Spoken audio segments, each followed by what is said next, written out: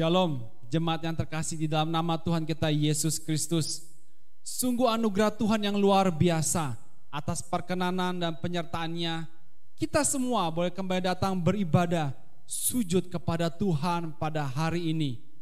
Hari di mana Tuhan izinkan boleh kita datang bersyukur kepadanya. Tuhan telah memimpin kita hingga bulan Oktober tahun 2021. Minggu pertama ini Tuhan senantiasa menyertai umat-umatnya yang setia kepadanya. Marilah jemaat sekalian, saya undang untuk bangkit berdiri di tempat Anda masing-masing. Kita akan berdoa saat teduh sebelum kita memasuki ibadah kita.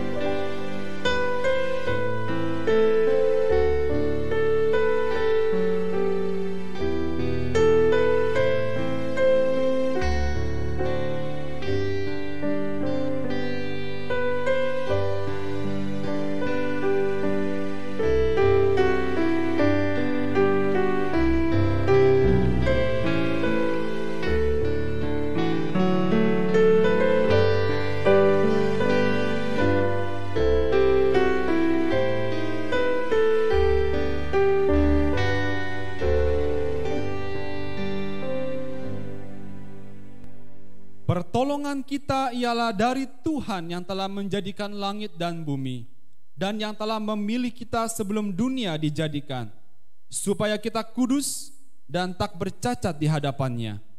Kiranya Allah Bapa yang Maha Kasih, Juru Selamat kita Yesus Kristus, dan penghiburan dari Roh Kudus memimpin ibadah kita dari awal sampai dengan akhirnya. Amin. Jemaat dipersilakan untuk kembali duduk. Bersorak-sorailah bagi Allah, hai seluruh bumi. Mazmurkanlah kemuliaan namanya. Muliakanlah Dia dengan puji-pujian. Katakanlah kepada Allah, betapa dahsyatnya segala pekerjaanmu. Oleh sebab kekuatanmu yang besar, musuhmu tunduk menjilat kepadamu. Seluruh bumi sujud menyembah kepadamu dan bermazmur bagimu, memazmurkan namamu. Mari datang menyembah Raja yang mulia.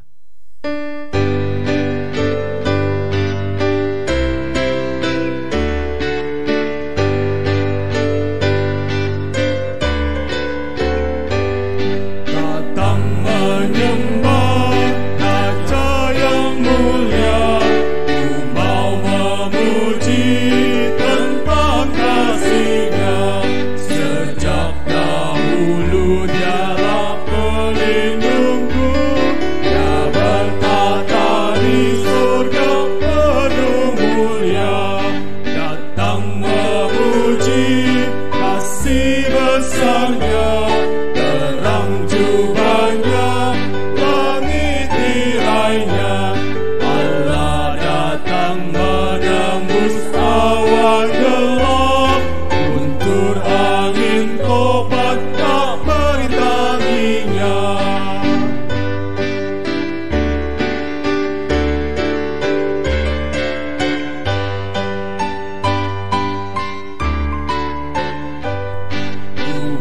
Tuturkan kasih rahmat-Nya, tiupan napasnya, pancarkan terang-terang-Nya.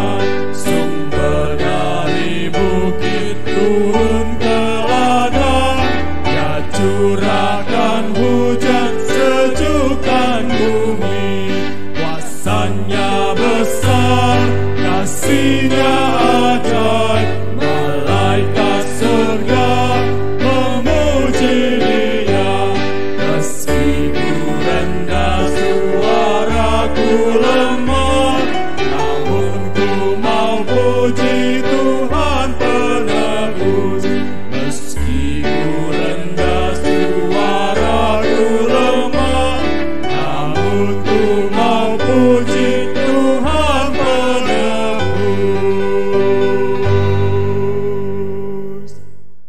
Mari kita berdoa. Ya Tuhan Allah Bapa, kami sekalian umat-Mu datang untuk sujud menyembah ke hadapan hadirat Tuhan yang Maha Kudus.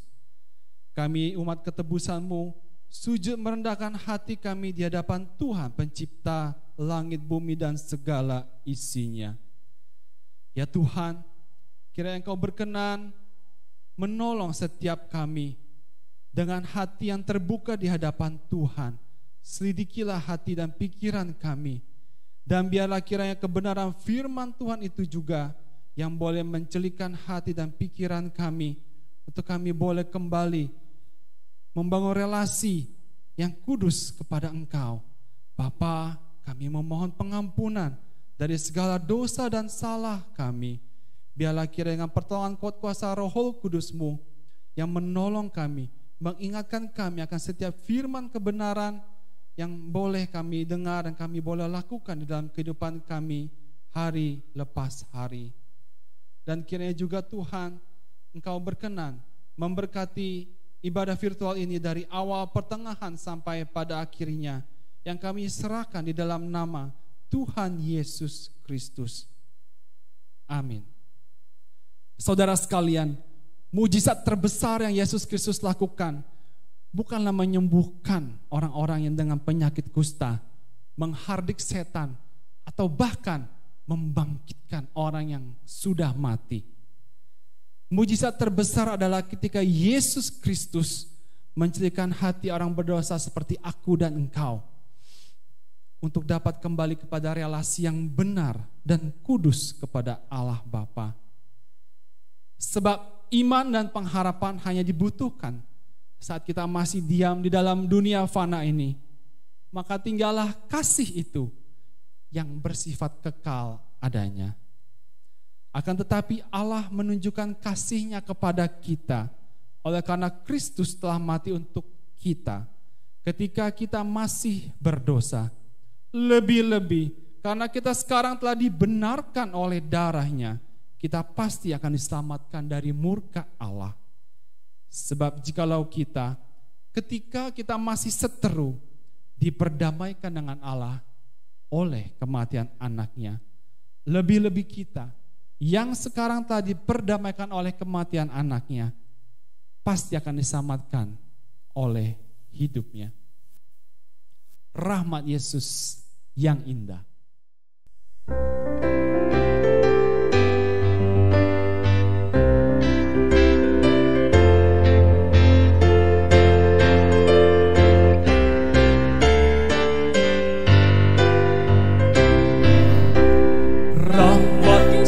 Yang indah, hapuskan dosaku, tak dapat kulukiskan dengan pujianku.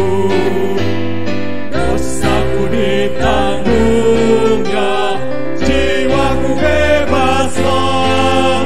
Rahmat Yesus yang indah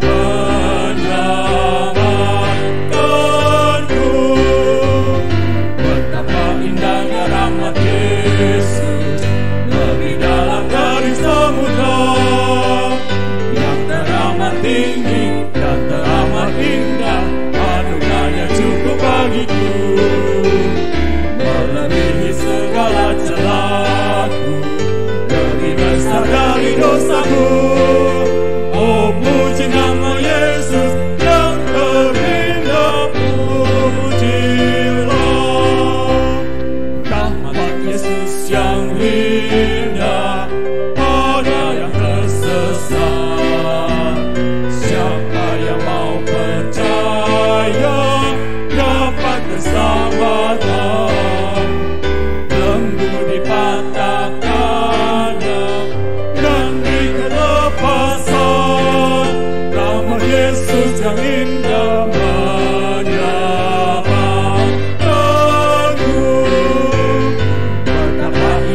rahmat Yesus, lebih dalam dari samudra, yang teramat tinggi dan teramat indah, anugerahnya cukup bagiku, melebihi segala celahku, lebih besar dari dosaku. Oh, puji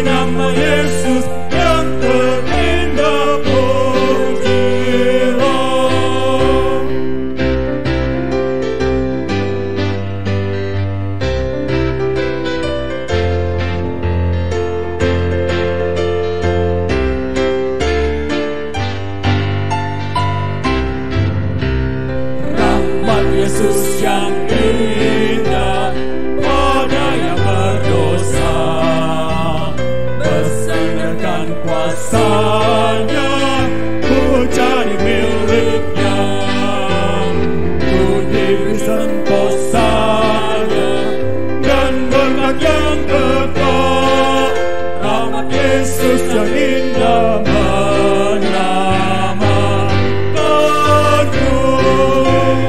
Betapa indahnya rahmat Yesus, lebih dalam dari samudra, yang teramat tinggi dan teramat indah, anugerahnya cukup bagiku, melebihi segala celaku, lebih besar dari dosaku.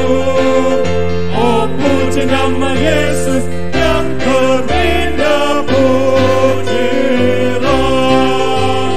Betapa dalamnya rahmat Yesus, lebih dalam dari samudra, yang teramat tinggi dan teramat indah, anugerahnya cukup bagiku, melebihi segala celaku, lebih besar dari dosaku. Oh, puji nama Yesus yang terindah, pujilah. Saudara sekalian, melalui pertolongan karya Roh Kudus setiap waktu, marilah kita terus mengarahkan hati kita dan cara hidup kita sebagai orang-orang yang telah ditebus oleh Kristus Yesus, sebagai orang-orang pilihan yang telah dipanggil dari dalam kegelapan menuju kepada terangnya, sebagai anak-anak Allah dan pewaris daripada janji-janji Allah Bapa. Sebab jika kita hidup untuk Tuhan, dan jika kita mati untuk Tuhan. Jadi baik hidup atau mati, kita adalah milik Tuhan. Aku milikmu, ya Tuhan.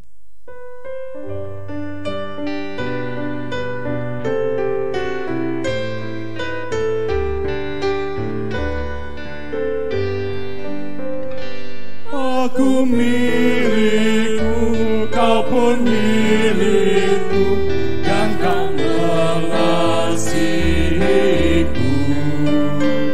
Tuhan tambahkan imanku ini, ku mau dekat padamu. Ku mau dekat salibmu, ku mau dekat padamu. Ku mau dekat salibmu, ke tempat darah kudus. Ku dikuduskan, rela diutus, bila kuasa padaku. Ku dengan iman beritakan Injil, ku mau turut perintahmu. Ku mau dekat salibmu, ku mau dekat padamu. Ku mau dekat salibmu, ke tempat darah kudus.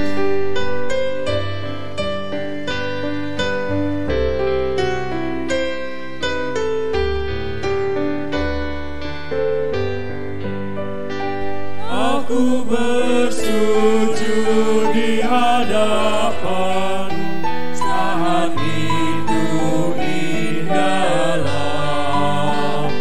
Hatiku senang, berkat-Mu limpah, ku bersuka citalah. Ku mau dekat salibmu, ku mau dekat padamu. Ku mau dekat salibmu, ke tempat darah kudus. Ku mau dekat salibmu, ku mau dekat padamu. Ku mau dekat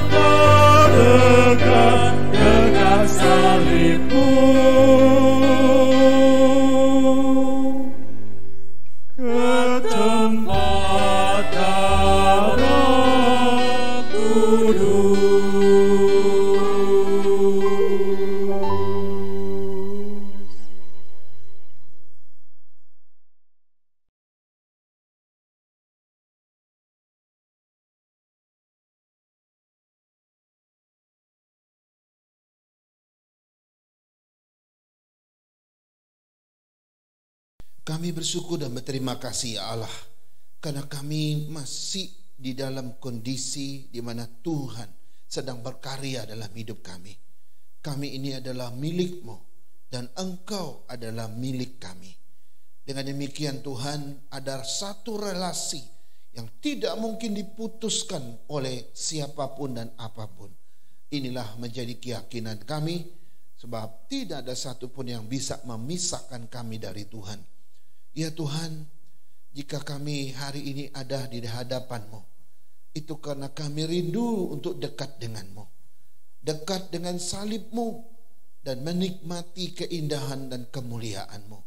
Karena itu Tuhan, sejenak hati kami terbuka akan Tuhan, agar Tuhan terus berbicara kepada kami, menyatakan isi hati-Mu yang mulia bagi setiap kami.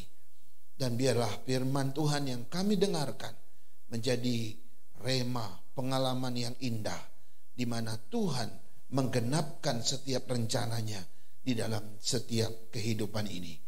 Berbicaralah kepada kami ya Tuhan, karena hati kami telah siap. Dalam nama Yesus kami berdoa. Amin. Amin. Baik jemaat Tuhan yang Tuhan Yesus kasihi, mari kita membaca satu bagian dari firman Tuhan. Kolose pasal 2 ayat 6 sampai yang ke-8. Demikian firman Tuhan. Kamu telah menerima Kristus Yesus Tuhan kita. Karena itu hendaklah hidupmu tetap di dalam Dia. Hendaklah kamu berakar di dalam Dia dan dibangun di atas Dia. Hendaklah kamu bertambah teguh dalam iman yang telah diajarkan kepadamu, dan hendaklah hatimu melimpah dengan syukur. Hati-hatilah supaya jangan ada yang menawan kamu dengan filsafatnya yang kosong dan palsu, menurut ajaran turun-temurun dan roh-roh dunia, tetapi tidak menurut Kristus. Saudara-saudara sekalian, hari ini kita masuk di bulan yang baru, yaitu bulan Oktober ya. Dan itu artinya bahwa tema bulanan kita berganti yang baru ya. Sepanjang bulan September yang kemarin kita sudah belajar tentang satu tema bulanan, yaitu iman yang bertumbuh. Nah sekarang bulan ini kita akan belajar tentang iman yang berakar. Nah saudara-saudara, mengenai penempatan dan kronologis dua tema bulanan ini saya mohon maaf. Kenapa? Karena seharusnya yang kita pelajari lebih dulu adalah iman yang berakar. Setelah itu baru iman yang bertumbuh, dan nanti bulan November itu iman yang berbuah. Tetapi kita sudah mulai kemarin dengan iman yang bertumbuh. Sekarang ini agak sedikit ke belakang, yaitu iman yang berakar. Tapi enggak masalah Bapak Ibu. Kenapa? Firman Tuhan itu memang unik. Mau kita mulai dari depan, mau mulai dari belakang, mau mulai dari tengah, enggak jadi soal. Karena yang penting itu adalah sebuah kebenaran, dan itu bisa diterima. Jadi kita akan bergumul dengan tema yang baru di bulan ini, yaitu iman yang berakar, saudara-saudara ya. Iman yang berakar. Nah, saya berharap di masa-masa pandemi ini kita akan mengalami satu proses ya, satu proses, yaitu mulai dari iman yang berakar, iman yang bertumbuh, dan nanti iman yang berbuah. Nah, pertanyaannya begini Bapak Ibu. Apa itu iman yang berakar? Ini akan menjadi fokus kita minggu ini. Apa yang menjadi atau apa itu iman yang berakar, saudara-saudara? Nah, saya mau mengilustrasikannya begini. Sama seperti pohon ya, pohon yang berakar. Nah, kalau kita bertanya apa itu pohon yang berakar? Tentu kita bisa menjawab ya pertanyaan ini gitu ya. Kalau kita belajar tentang pohon yang berakar ya, maka kita akan menemukan satu jawaban yang komplit tentang apa itu pohon yang berakar. Nah, pohon yang berakar paling tidak ada 3 tanda ya artinya ya. Kalau kita bertanya apa itu pohon yang berakar, maka yang pertama adalah pohon yang berakar itu adalah tanda sebuah pohon itu hidup ya. Kalau ada pohon yang berakar, itu tandanya pohon itu hidup. Ini menarik ya. Nah, akarnya menyalurkan makanan-makanan, nutrisi-nutrisi sampai ke batang, carang, dan sampai ke daun-daun gitu ya. Itu fungsi akar. dengan dia mensuplai yang namanya nutrisi-nutrisi, makanan untuk pohon itu, maka pohon itu yang tadinya layu sekarang mulai segar, yang tadinya kuning-kuning sekarang dia mulai hijau, saudara-saudara.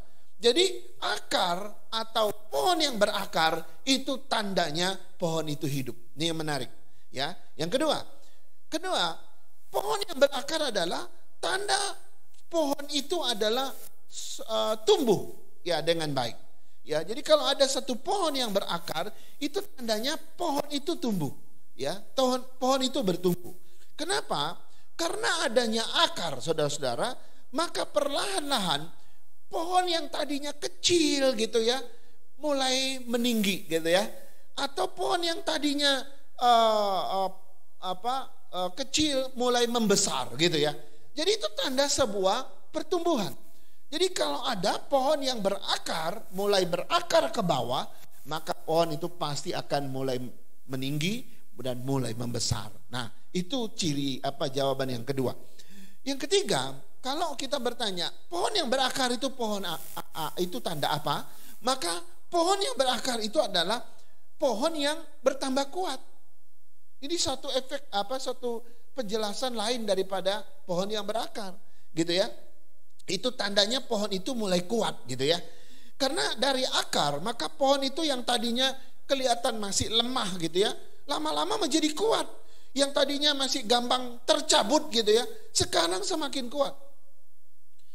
Kalau kita nanam satu pohon, gitu ya, satu tanaman, gitu ya, kalau dia baru tanam mungkin dalam hitungan mingguan atau bulanan kamu tarik gampang sekali.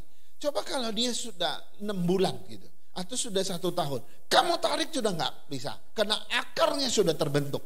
Jadi ini menunjukkan, akar yang tumbuh menunjukkan pohon itu kuat, saudara-saudara. Nah, maka saudara-saudara sekalian, iman yang berakar juga memiliki kesamaan seperti pohon tadi, saudara ya. Saya mau umpamakan, lewat perumpamaan itu kita bisa membandingkannya dengan iman gitu ya. Iman yang berakar itu iman yang seperti apa? Atau itu tanda apa?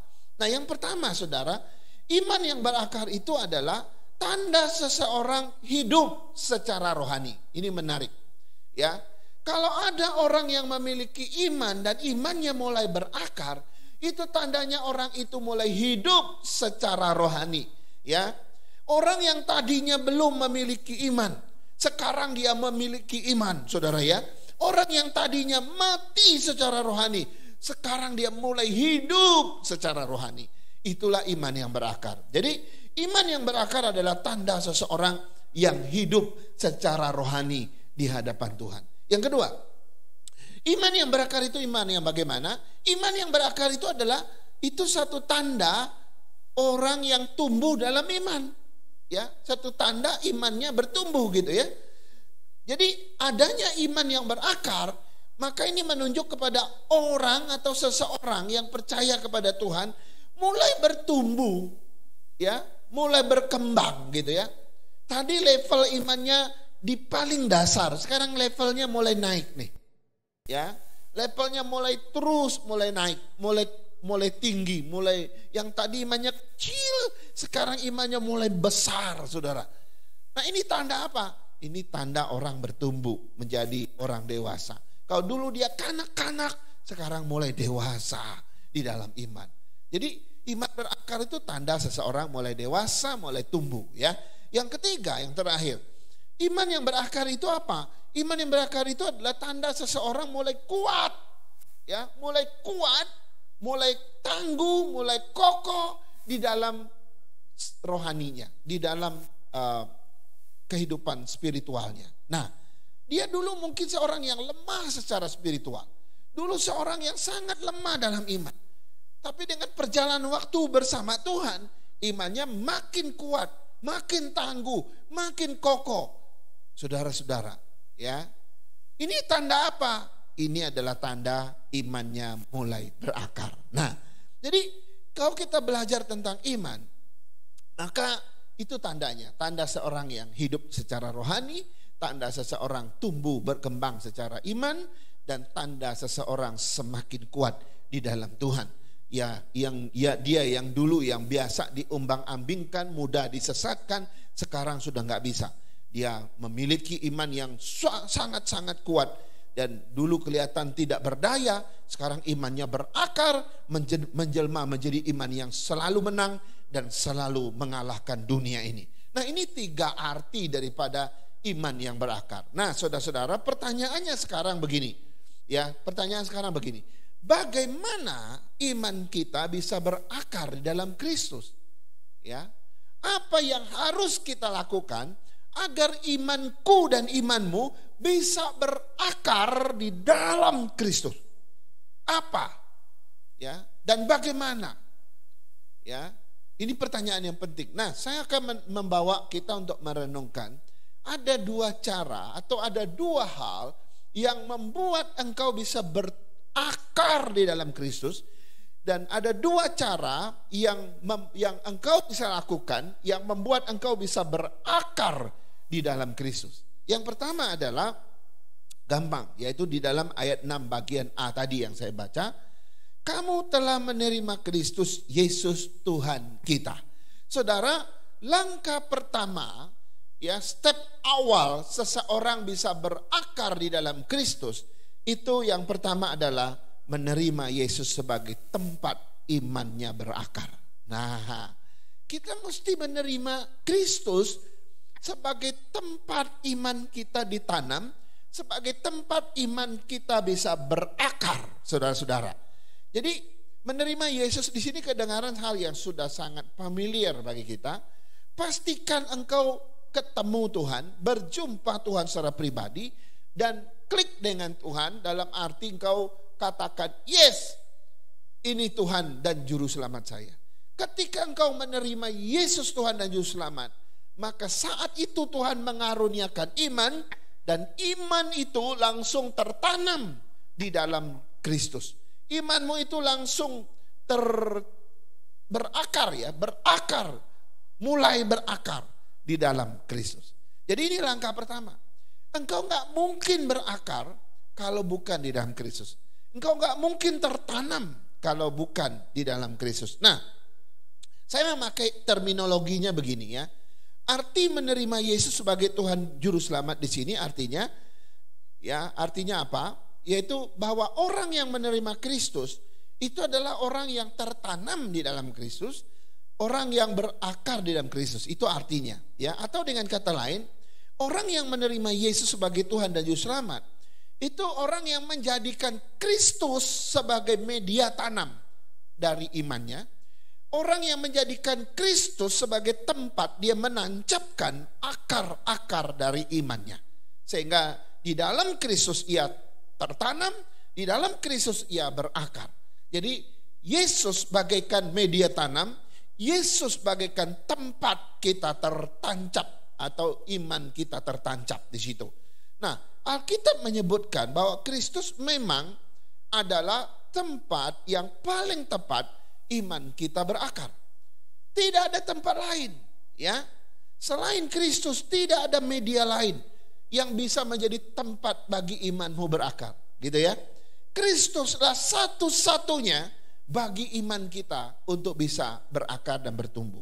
Hanya di dalam Dia iman kita, imanku dan imanmu bisa berproses. Hanya di dalam Kristus imanku dan imanmu bisa berakar. Hanya di dalam Kristus imanku dan imanmu bisa bertumbuh dan berbuah. Ini satu kebenaran yang diajarkan oleh Alkitab. Di luar Kristus iman kita gak bisa berproses. Di luar Kristus imanmu dan imanku gak mungkin berakar. Ini jelas, saudara. Sehingga waktu kita menerima Yesus, itu ada keputusan yang paling penting, baik bagimu dan baik bagi imanmu, saudara-saudara. Nah, saya mau kasih tahu bahwa ada satu yang menarik dari perikop Kolose pasal 2 ayat 6 sampai 15. Kalau kita baca sampai selesai itu ayat 15, ayat terakhir.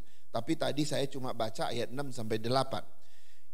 Yang menarik adalah judul perikopnya. Kalau saudara buka Alkitab saudara, di situ ada judul perikopnya adalah kepenuhan hidup dalam Kristus. Itu judulnya. Lalu ayat 6, 7 dan 8 yang kita baca. Nah, yang menarik adalah judulnya, ya, kepenuhan hidup dalam Kristus. Pertanyaannya begini, apa artinya kepenuhan hidup di dalam Kristus. Apa maknanya kepenuhan hidup di dalam Kristus? Kalau kita lihat kalimat itu menarik sekali ya.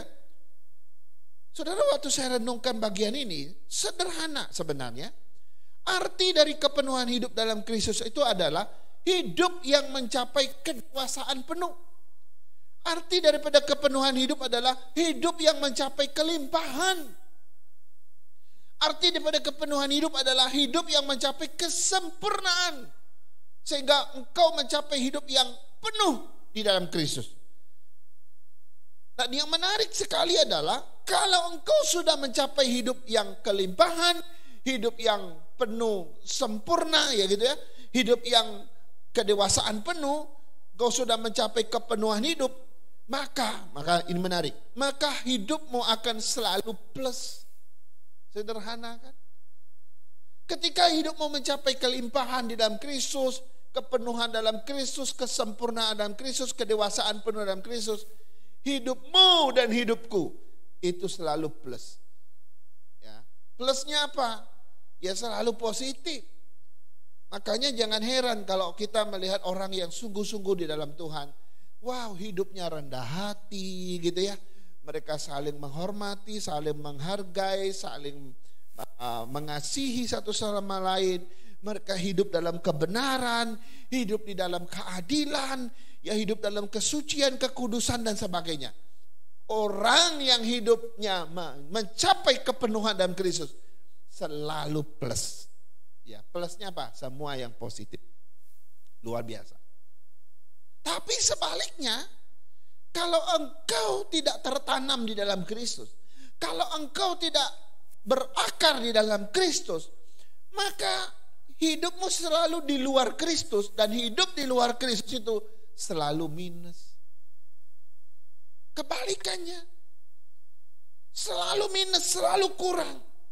Makanya kita jangan heran orang-orang dunia yang hidup di luar sana, saudara perhatikan hidup mereka. Wow, egois, mementingkan diri sendiri gitu ya, saling menggigit, ya saling memfitnah, menyombongkan diri, mau menang sendiri, penuh kejahatan, penuh dosa. Hidupnya selalu minus, negatif. Karena dia tidak mengalami pertumbuhan atau akar dan tertanam di dalam Kristus. Di dunia ini, dua ciri ini akan selalu kita lihat. Karena memang itulah yang dinubuatkan oleh Tuhan dari Kejadian 3 ayat 15. Bahwa ada keturunan daripada ular. Ada keturunan daripada perempuan. Keturunan ular akan selalu minus, dan itu keturunan iblis ya, keturunan orang-orang berdosa. Tapi ini keturunan perempuan akan selalu membawa kehidupan yang plus. Seperti yang saya katakan tadi. Kenapa? Karena kita akan tertanam dan berakar di dalam Kristus. Nah, pertanyaannya begini, apa yang membuat perbedaan? Kenapa orang di dalam Kristus hidupnya selalu plus, ya, selalu dengan hal-hal yang positif. Tapi orang di luar Kristus hidupnya selalu minus. Apa yang membedakannya? Saudara, yang membuat perbedaan kehidupan kedua kelompok manusia itu adalah imanmu tertanam di mana? Yang kedua, imanmu itu berakar pada siapa? Hanya itu kok. Setiap orang yang tertanam di dalam Kristus, imannya berakar di dalam Kristus, maka hidupnya akan selalu plus, saudara-saudara. Ini suatu berita yang penuh sukacita buat kita ya. Nah, kalau imanmu tertanam di dalam Kristus, kamu akan mengalami hidup yang plus dan surplus ya, istilahnya juga sama. Tapi kalau engkau tertanam dan berakar hanya pada dunia ini, maka jangan heran hidupmu akan egois, hidupmu penuh dengan kepentingan diri sendiri, hidupmu akan penuh dengan perselisihan, konflik dan sebagainya, termasuk dosa dan kejahatan. Ini yang pertama, Bapak Ibu. Pastikan engkau menerima Yesus. Hidup mencapai kelimpahan di dalam Dia, kedewasaan penuh di dalam Dia, dan engkau memiliki kehidupan yang sempurna di dalam Dia. Yang kedua, Ya, yang kedua, apa artinya iman yang berakar? Ya, bagaimana caranya supaya imanku dan imanmu berakar di dalam Kristus? Saudara, yang kedua adalah ayat 6 bagian B. Kalau tadi ayat 6 bagian A ya. Ayat 6 bagian B berkata begini. Karena itu, hendaklah hidupmu tetap di dalam Dia. Ada kata tetap di dalam Dia. Ya. Nah, saudara, yang kedua adalah bagaimana cara iman kita berakar di dalam Kristus? Yang kedua adalah tinggal tetap di dalam Kristus. Sederhana ya, sederhana. Nah, saudara, kata tetap di sini apa artinya? Waktu Tuhan bilang, penulis bilang tetap di dalam Kristus, tinggal tetap dalam Kristus. Maka tetap di sini artinya adalah tinggal menetap di dalam Kristus. Jangan pindah-pindah. Ya, jangan pindah-pindah. Ini maknanya bisa jadi dua loh. Artinya engkau pindah dari pribadi Kristus, engkau bisa pindah ke Tuhan yang lain, itu artinya. Tapi juga bisa berarti ya, engkau tidak tetap di dalam Kristus, tapi engkau pindah-pindah gereja gitu ya. Maka jelas ya, kalau kita belajar tentang pertumbuhan iman di dalam sekolah teologi itu, orang yang pindah-pindah gereja itu susah bertumbuh. Karena dia nggak bertanggung jawab. Dia hanya pindah sini, pindah situ, udah nggak suka lagi di situ, pindah ke tempat lain. Ada satu gereja kita di daerah, wah itu mantan aktivisnya udah ngancem, hanya karena gara-gara hamba Tuhannya kita ganti. Lalu dia bilang, udah kalau ganti saya pindah gereja. Oh ya, kita juga nggak bisa paksa dia kalau memang dia mau pindah. Ternyata dia pindah ke gereja tetangga. Lu waktu pendeta kita khotbah di gereja tetangga, lu ada dia di sana. Tapi nggak lama juga, setelah sudah ada masalah di sana, dia balik lagi ke gereja kita. Terus belakangnya ini mau pindah lagi. Wow, ini orang yang nggak pernah akan dewasa. Kenapa? Karena pindah-pindah. Kalau engkau mau berakar dalam Kristus, tetap aja di situ. Mau ada pergumulan, ada masalah, tetap aja di situ. Bertanggung jawab, belajar bertumbuh dalam situasi. Pasti engkau tumbuh. Pasti engkau berakar. Yang kedua, kata tetap di sini juga berarti diam di dalam Kristus. Jangan pernah bergeser. Diam saja. Diam dalam arti tinggal di dalam Dia, diam bersama Dia. Yang kedua, yang ketiga, kata tetap juga berarti hendaklah engkau tetap di dalam Kristus juga berarti konsisten di dalam Kristus. Ya, konsisten. Jangan on off ya. Ketika engkau on off ikut Yesus, kau akan kehilangan berkat banyak, saudara. Kau tidak akan mengerti kebenaran dengan sempurna.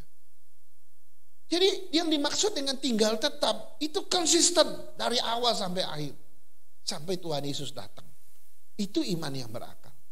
Yang keempat, iman yang disebut tetap di dalam Kristus atau kalimat yang disebut tetap di dalam Kristus ini juga berarti terus menerus di dalam Kristus. Ya, jangan berhenti. Ya, jangan berhenti. Terus menerus di dalam Kristus. Kau harus terus berprogresif. Ya, berkesinambungan terus menerus. Jangan putus di tengah jalan. Jangan berhenti. Nah, orang yang tinggal menetap dalam Kristus, yang diam di dalam Kristus, tidak pernah bergeser, konsisten dalam Kristus, orang yang terus menerus secara progresif ikut Yesus. Saudara, itulah orang yang akan berakar di dalam Kristus.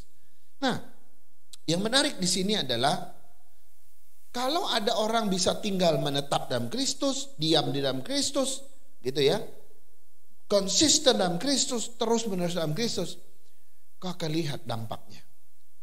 Kau akan melihat satu dampak yang luar biasa. Dari waktu ke waktu, kau akan berakar makin kuat. Kau akan makin membesar. Yang kau akan makin berdampak di dalam Kristus.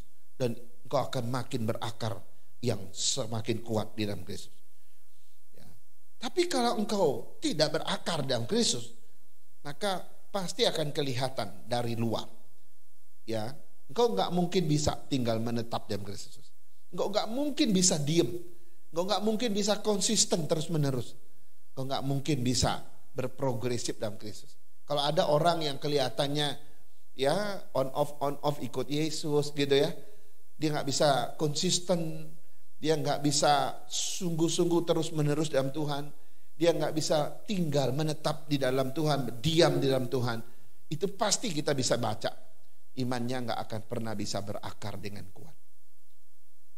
Saya tidak mau kita demikian Bapak Ibu. Ya, pandemi boleh terjadi. Ya, pandemi apalagi nanti setelah ini kita nggak tahu. Mau bergelombang-gelombang kita nggak tahu.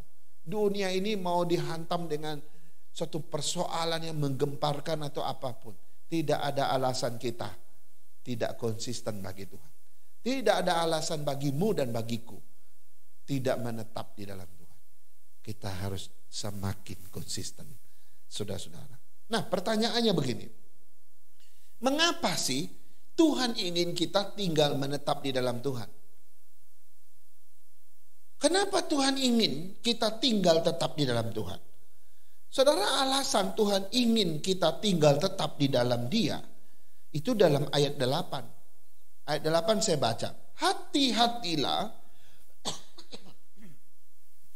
Hati-hatilah supaya jangan ada yang menawan kamu dengan filsafatnya yang kosong dan palsu menurut ajaran turun-temurun dan roh-roh dunia, tetapi tidak menurut Kristus. Ini alasannya. Mengapa Tuhan ingin aku tinggal menetap di dalam Kristus? Mengapa Tuhan ingin aku konsisten dalam Kristus? Mengapa Tuhan ingin aku diam terus-menerus di dalam Kristus? Karena Dia tahu ada sejumlah masalah yang bisa membuat engkau bergeser, yang bisa membuat engkau tidak bisa konsisten. Ada, saudara. Ya, ada beberapa faktor yang bisa menawan kita, memenjarakan kita sehingga kita bisa bergeser dari Tuhan. Apa itu? Saya sebut paling tidak ada 3. Pertama, filsafat dunia yang kosong dan palsu. Itu bisa menawan kita, bisa memenjarakan iman kita sehingga susah berakar dalam Kristus. Ya. Yang kedua, ajaran-ajaran turun-temurun yang menurut roh-roh dunia. Ini juga bisa menyesatkan kita, mengganggu iman kita. Ini seperti hama, penyakit yang membuat iman kita gak bisa bertumbuh dengan kuat di dalam Kristus. Dan saya tambah satu hal, termasuk dosa, kuasa iblis dan setan, itu bisa membuat engkau tidak bisa berakar dalam Tuhan. Engkau hidup di dalam dosa, hidup dalam kuasa iblis dan setan, kau susah sekali bertumbuh dalam Kristus. Nah, semua ini adalah suatu faktor yang bisa menawan, memenjarakan, mengikat, sehingga iman kita tuh susah sekali. Sehingga walaupun kita hidup bagi Tuhan, tapi hidupnya gak enak, kayak tanaman yang kuning gitu ya, yang mulai layu gitu ya, kayak tanaman yang gak subur gitu. Itu hidup kita bagaikan seperti itu. Karena ada ini, saudara, ada 3 faktor ini. Ini alasan mengapa Tuhan bilang menetap dalam Tuhan, tinggal tetap, diam dalam Tuhan, konsisten dalam Tuhan. Karena itu yang bisa mencegah engkau agar engkau tetap bertumbuh dan tidak diganggu oleh faktor-faktor perusak ini, saudara. Kalau engkau masih hidup dalam filsafat dunia, saudara, khususnya ajaran-ajaran yang kosong dan palsu, yang turun-temurun menurut roh-roh dunia ini, saudara, kita jangan berharap untuk berakar. Itu semua yang mengganggu kita. Saudara, orang yang biasa hidup dalam filsafat dunia, ya, ajaran yang turun-temurun menurut roh-roh dunia ini, sulit sekali diinjili, sulit sekali mereka terima Yesus, ya. Sebagai contoh misalnya orang-orang yang hidup dalam kebatinan, ya. Ya, ini kita sudah tahu ya, orang-orang yang punya aliran kepercayaan kebatinan khususnya di Pulau Jawa itu paling banyak. Kebatinan artinya sesuatu yang samar-samar, sesuatu yang di dalam gitu ya, sesuatu yang tidak terlihat, itu artinya kebatinan. Nah, orang yang percaya aliran kebatinan itu adalah orang yang hidup berdasarkan apa kata batinnya. Nah, itu dia kuncinya. Apa kata batinnya? Itulah yang menjadi standar bagi mereka, ya. Jadi kalaupun kita memberitakan Injil, kita memberitakan firman kepada mereka, susah sekali untuk terima Injil. Susah terima firman Tuhan. Kenapa? Yang didengar apa kata batinnya, bukan apa kata Tuhan, bukan apa kata firman Tuhan. Karena itu susah sekali melayani orang yang hidup di dalam prinsip batin itu, saudara. Kita berdoa sungguh-sungguh agar dia bisa mengerti. Dan dia juga kalaupun sudah percaya Yesus, tapi masih ada sisa-sisa, ya, sisa-sisa apa kata batinnya. Wow, susah berakar, susah untuk bertumbuh. Kenapa? Karena yang masih dominan apa kata batinnya. Coba aja deh. Ya. Kita bangun pagi, kadang-kadang langsung kita ada perasaan, ya, ada hati kita berkata apa, gitu ya, dan kita ikut itu, gitu. Nah, makanya kalau kita belajar Alkitab, batin manusia ini gak selalu benar. Batin manusia ini sudah dicemari oleh dosa, gak bisa menjadi pegangan. Karena itu orang yang percaya kepada Yesus harus kembali kepada firman, sebab inilah standar yang sesungguhnya. Firman Tuhanlah yang merupakan sumber segala sesuatu yang membuat engkau berjalan dengan benar di hadapan Tuhan, bukan batin kita. Karena itu saudara-saudara, kita betul-betul harus waspada. Alkitab dengan berkata membuat satu penekanan yang sangat tajam. Hati-hatilah. Ya, ada banyak yang bisa menawan kamu. Dan ini semua bisa membuat engkau tidak berakar dan kau tidak bisa bertumbuh dalam Tuhan. Nah, inilah dua hal yang kita renungkan, ya. Dua hal. Pastikan kau mengalami Tuhan, berjumpa Tuhan, terima Tuhan sebagai media tanam bagi imanmu, sehingga imanmu bisa berakar di dalam Kristus. Itulah cara kita berakar. Yang kedua, ya, jangan lupa, ya, yang kedua, ya, tinggal tetap di dalam Kristus. Konsisten, ya, terus menerus diam bersama dia. Jangan pernah mau digeserkan oleh hal-hal, faktor-faktor yang mencoba untuk mengacaukan akar daripada imanmu. Kiranya Tuhan menolong kita, Tuhan memberkati kita. Mari kita berdoa. Ya Tuhan, terima kasih. Kami bersyukur dengan kebenaran firman Tuhan yang kami boleh renungkan hari ini. Hari ini kami sadar Tuhan, ini adalah zaman yang sangat sulit untuk kami berakar dalam Kristus. Di luar sana terlalu tawaran dunia ini, tawaran-tawaran yang boleh menawan kami dan mengikat kami, memenjarakan kami, sehingga membuat iman kami mandek, membuat iman kami berhenti, membuat iman kami tidak bisa berakar. Tuhan, ingatkan kami kembali agar kami tinggal tetap di dalam Tuhan, konsisten dalam Tuhan, diam selama-lamanya dalam Tuhan. Dengan demikian iman tetap bertumbuh dengan baik dan mengalami pertumbuhan akar yang baik. Berkati setiap kami Tuhan. Hamba tidak tahu jemaat-Mu seperti apa, iman mereka bagaimana, tapi Engkau tahu. Tuhan tahu siapa yang imannya lemah, Tuhan tahu siapa yang imannya belum berakar dalam Kristus. Hari ini Tuhan bawa mereka supaya mereka sungguh-sungguh tertanam di dalam Kristus dan berakar kuat di dalam Kristus. Terima kasih Tuhan. Biar Tuhan terus menumbuhkan kami lewat akar yang semakin kuat ke dalam dan bertumbuh di dalam Kristus. Dalam nama Yesus yang punya firman, kami berdoa. Amin. Amin. Saudara sekalian, marilah kita terus memohon belas kasihan daripada Tuhan kita Yesus Kristus, supaya iman kita boleh terus berakar dan tumbuh kuat di dalam Dia yang telah memberikan benih-benih iman itu di dalam hati kita masing-masing. Dan biarlah pimpinan Roh Kudus jugalah yang terus menguatkan, mengingatkan, dan memimpin perjalanan iman kita, hingga kita boleh tetap setia sampai yang penghabisan. Hingga pada waktunya Tuhan memanggil kita, saleh-salehnya, ku mau setia.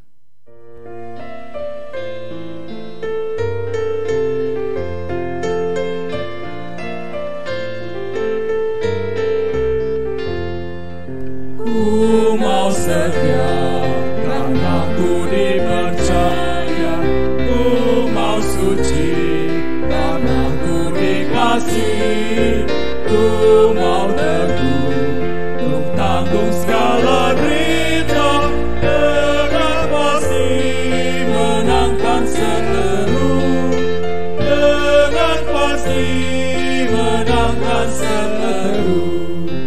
Ku mau cinta pada mereka yang susah, ku mau memberi dengan rela hati, ku mau rendah karena ku tak sempurna, ku mau ikut teladan Tuhanku, ku mau ikut teladan Tuhanku.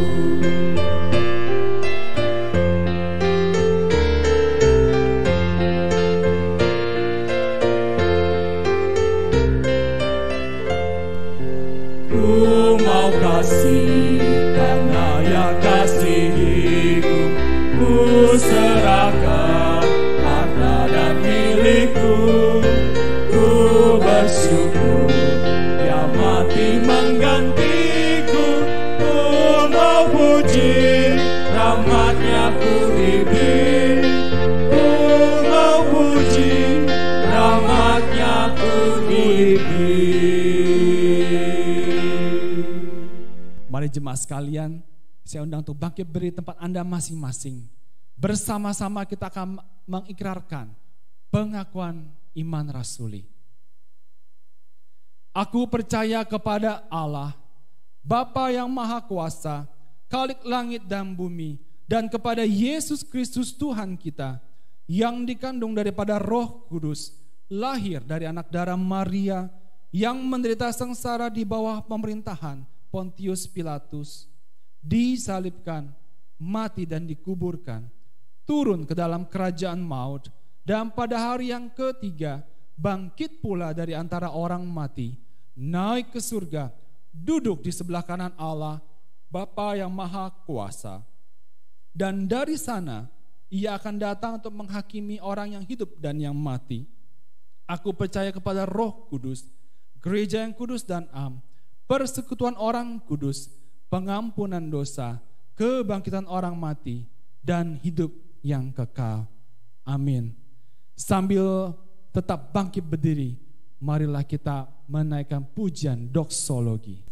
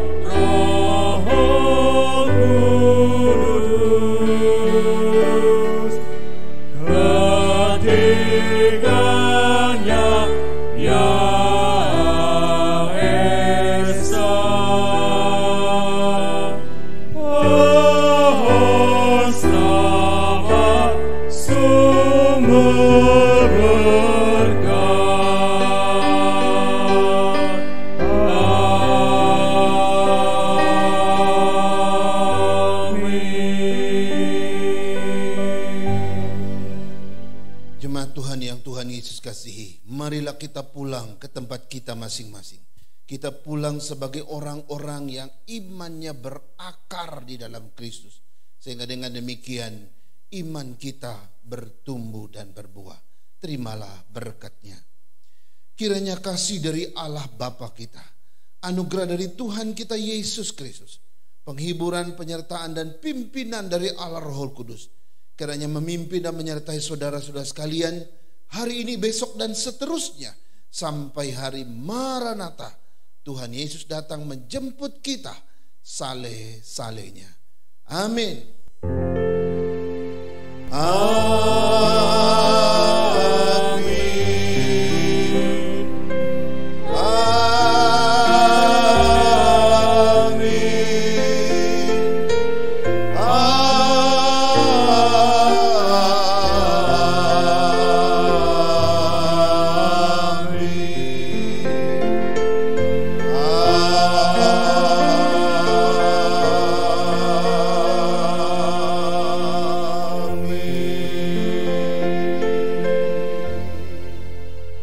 Amin.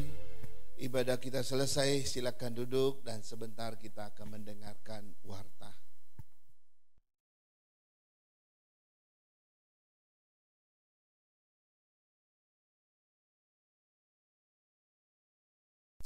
Shalom Bapak Ibu Saudara-saudara sekalian, selamat hari Minggu, selamat bertemu dan selamat beribadah kepada Tuhan. Kita terus dengan setia datang di hadapan Tuhan beribadah bersama-sama. Walaupun kita tidak bertatapan muka langsung, tetapi secara online kita bersama-sama di hadapan Tuhan boleh memuji Dia dari tempat kita masing-masing. Kami terus berdoa dan berharap agar ibadah ini memberkati Bapak Ibu dan juga menumbuhkan iman kita, khususnya di bulan ini iman kita makin berakar dalam Tuhan. Amin ya. Izinkan saya menyampaikan beberapa warta untuk kita. Yang pertama, hari Kamis nanti itu ada ibadah doa melalui live recording ya. Mari kita siapkan hati kita, tempat kita, waktu kita bersama keluarga untuk berdoa bersama-sama. Silakan kita hadir tepat waktu dan kita boleh ambil bagian di dalam ibadah doa itu. Kemudian yang kedua, hari Sabtu seperti biasa pukul 4 ya, ada perubahan. Pukul 4 sore atau pukul 16 sore itu ada kelas katekisasi kurang lebih 1,5 jam ya, untuk beberapa anak remaja kita yang mau dibaptis tahun ini. Ayo biarkan mereka dengan dorongan keluarga mereka, mendorong mereka untuk ikut katekisasi dengan baik. Lalu pukul 17.30-nya itu persekutuan dan Bible study kelas untuk remaja. Sehingga mereka setelah katekisasi langsung ikut persekutuan remaja. Karena tidak semua remaja ikut kelas katekisasi.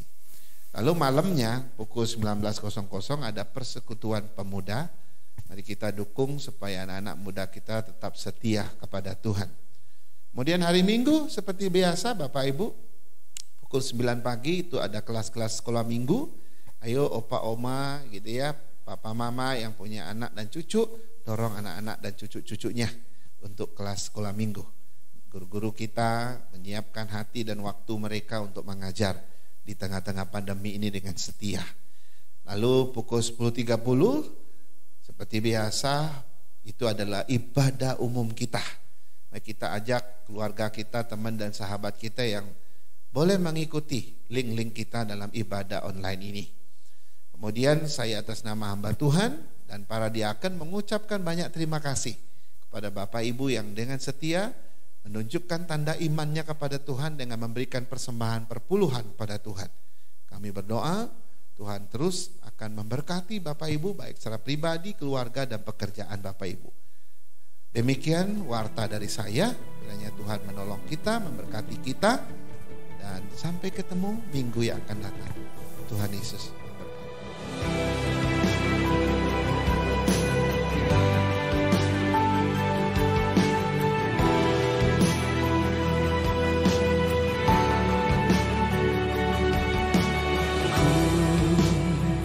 Berjalan dengan iman padamu, ku dengar suaramu dan aku percaya,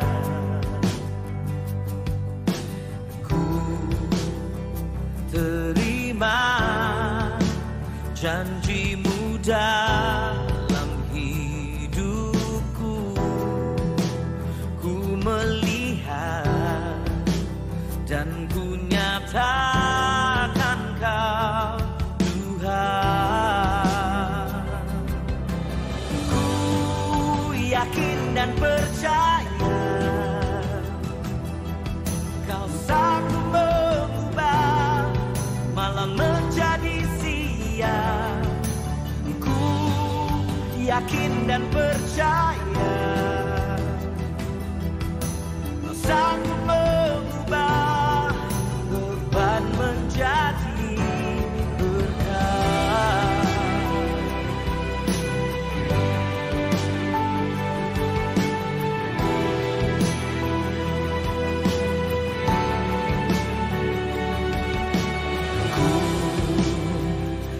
berjalan dengan iman padamu, dan ku dengar suaramu, dan aku percaya.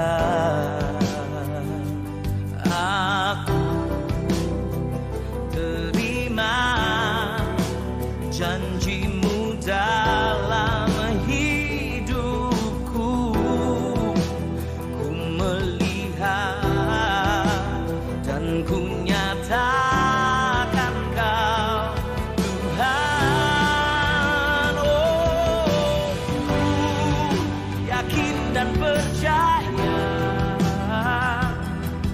Kau sanggup mengubah malam menjadi siang, dan ku yakin dan percaya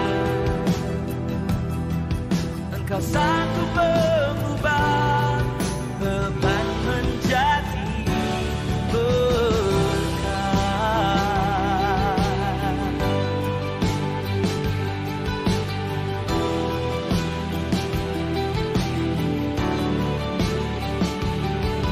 Kau sanggup mengubah, Kau sanggup mengubah.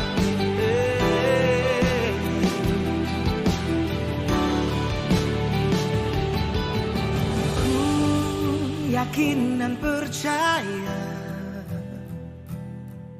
Kau sanggup mengubah malam menjadi siang, dan ku yakin dan percaya